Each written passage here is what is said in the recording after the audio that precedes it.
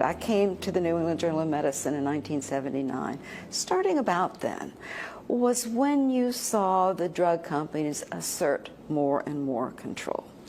Until finally, over the next couple of decades, they began to treat the researchers as hired hands.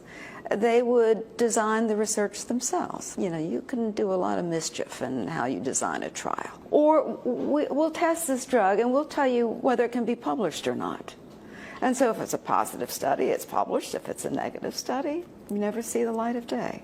As she applied due diligence to the many studies submitted to the New England Journal of Medicine, it started to feel like a losing battle.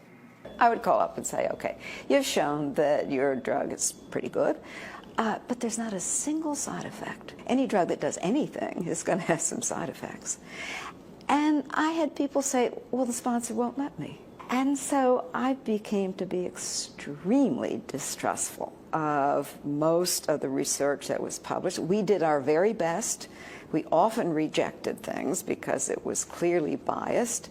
But anything we rejected always ended up in another journal. Angell left the New England Journal of Medicine in 2000, but kept her eye on the journal industry, which she says resisted meaningful efforts to rein in conflicts of interest. In 2009, she wrote an article that famously declared, "It is simply no longer possible to believe much of the clinical research that is published." What would you say is the state of the journal landscape today, and the New England Journal of Medicine particularly? I think that role that the New England Journal used to fill, one was the role of being skeptical, the other was the role of caring about the ethics of the whole system. I think the journal has given that up. The New England Journal of Medicine has given that up. Besides Dr. Angell, another powerful voice is also weighing in. The current editor-in-chief of the British journal Lancet, Dr. Richard Horton, wrote a scathing editorial saying much of the scientific literature, perhaps half, may simply be untrue. Science has taken a turn towards darkness. Dr. Eric Pullman got $2.9 million in federal grants and published hundreds of medical articles on obesity and menopause before he got caught fabricating data while at the University of Vermont School of Medicine. In 2005, he became the first academic researcher sentenced to prison for fraudulent studies.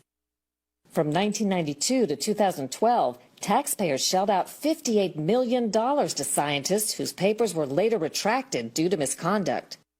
What do you see as the potential risk or peril of doctors reading these journal articles that may be fraught with conflicts of interest or may be inaccurate?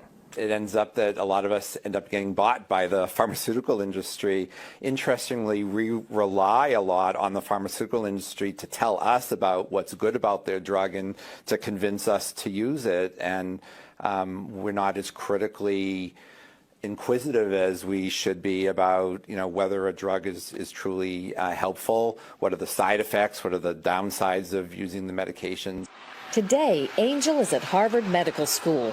She says experience has taught her to question nearly all the studies she reads in medical journals or hears about on the news.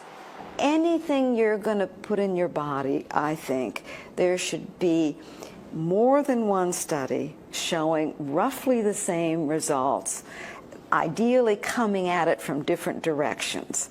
What you want to see is something that's not going to get the front pages of the newspaper, that's going to be way in the back, that says, yet again, this drug has been shown to be helpful. That's the one you should take, not the one that gets the headlines.